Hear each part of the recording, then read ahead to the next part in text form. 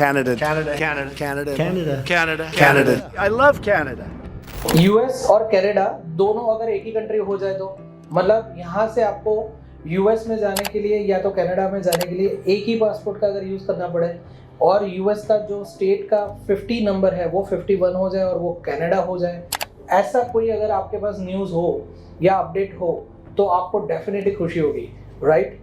इसी अपडेट के हिसाब से मैं आपके लिए ये वीडियो लेके आया हूँ कि अभी रिसेंटली क्या डेवलपमेंट हुआ है और वो आपको इम्पैक्ट कैसे कर सकता है। इस वीडियो में हम पूरा डिस्कस करेंगे कि रीसेंट मीटिंग में जस्टिन ट्रूडो जी ने और ट्रंप ने क्या ऐसी बातें की जो सही में फ्यूचर में सबके लिए एक इम्पैक्ट क्रिएट करेगी। रिसेंट में ट्रंप ने अपनी नई प्रेसिडेंटशिप को आगे बढ़ाते हुए एक मीटिंग कर ली जस्टिन ट्रूडो से। मतलब उल्टा ही था कि जस्टिन ट्रूडो ही डोनाल्ड ट्रंप को मिलने चले गए और उसका रीज़न ये था कि ट्रंप ने ये बताया है कि आए दिन वो लोग ये सोच रहे हैं कि कनाडा के ऊपर वो टैरिफ इंक्रीज करेंगे और ट्रंप ने ये ऑफर भी दे दी जस्टिन ट्रूडो जी को कि अगर वो ये टैरिफ का जो इंक्रीमेंट हो रहा है उससे बचना चाहते हैं तो उनको यूएस में मर्ज हो जाना चाहिए। अगर ये चीज़ें सही हो गई तो डेफिनेटली जो अभी सब कनाडा में है, जो भी हमारे इंटरनेशनल स्टूडेंट्स हैं, वर्कर्स हैं, इमिग्रेंट्स हैं, उन सबको डबल बेनिफिट हो जाएगा। और कई बार बोलते हैं ना कि ट्रंप सरकार ने आज तक जो जो बोला हुआ है वो चीज़ें अगर आप रिसर्च में चेक करेंगे या प्रीवियस में चेक करेंगे 90% से ज़्यादा उन्होंने करके दिखाया है। हो सकता है कि उन्होंने बहुत रिलैक्स मोड में बोला होगा कि कनाडा को ऐड करने से ये यूएस में वो 51 स्टेट बना सकते हैं, बट हम जिस तरीके से डेटा को देख रहे हैं उस हिसाब से हमें लग रहा है कि ट्रंप सरकार ने, या तो हम डोनाल्ड ट्रंप की ही बात कर लें कि डोनाल्ड ट्रंप ने ये बहुत सीरियस प्रपोजल दिया हुआ है जस्टिन ट्रूडो को, और जबकि कनाडा को भी यही लग रहा होगा कि ये बेनिफिशियल है अगर उसमें वो आगे बढ़ जाता है। कैसे? आप सिंपल से एक लॉजिक समझिए कि कनाडा को सबसे ज़्यादा जो ज़रूरत है वो यूएस की ऑफ कोर्स है। 90% से ज़्यादा उनके जो बिजनेसेस हैं जो क्रॉस बॉर्डर होते हैं वो कनाडा के रियल पार्ट मतलब नीचे वाले पार्ट में हो रहे हैं जहाँ पे यूएस बॉर्डर वहाँ पे शेयर होती है और सभी चीज़ें इंपोर्ट एक्सपोर्ट जो भी होती है वो यूएस के थ्रू ज़्यादा होती है। मैन्युफैक्चरिंग यूनिट जितने यूएस में है, हेडक्वार्टर जितने यूएस में है उतने कनाडा में नहीं है।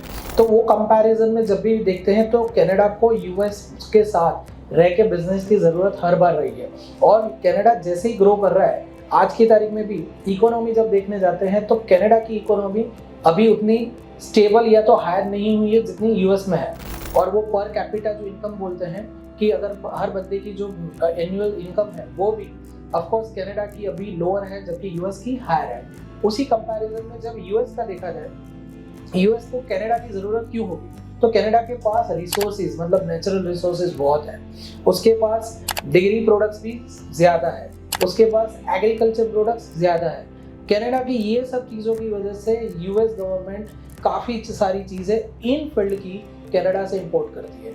और अब जो बातें चल रही है वो ये हो रही है कि कनाडा का डेयरी प्रोडक्ट्स का एक पर्टिकुलर लेवल जब आगे चला जाता है या उसका लेवल अप करना होता है तब वो यूएस में से डेयरी प्रोडक्ट्स को इंपोर्ट करते हैं और उसके ऊपर टैरिफ ज़्यादा लगता है।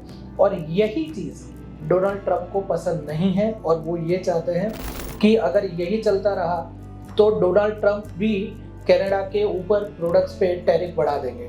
मतलब दोनों देशों के बीच में एक तरीके से बोल सकते हैं कि थोड़ा गर्म माहौल बन गया है।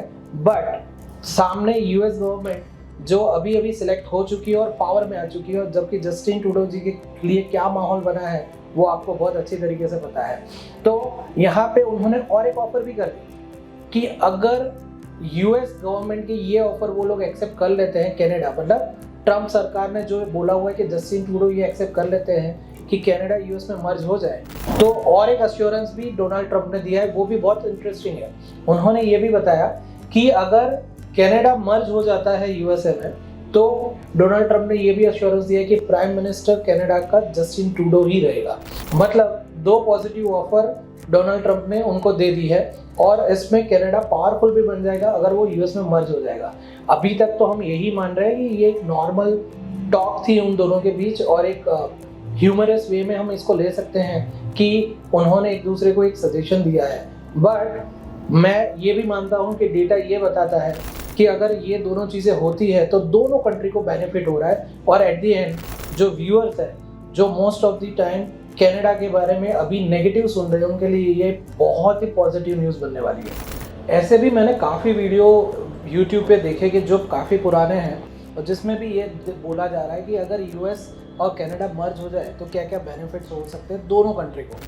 अभी का जो पीरियड है उसमें ये देख के भी लगता है कि जस्टिन ट्रूडो जी ने अपनी सरकार को बचाने के लिए काफ़ी सारी ऐसी चीज़ें कर दी जो इमिग्रेशन की हिस्ट्री में पहले कभी नहीं हुई थी, और उन्होंने फर्स्ट कैनेडियन के हिसाब से ही सोचा, जो ट्रम्प सरकार भी फर्स्ट अमेरिकन के हिसाब से सोचती है।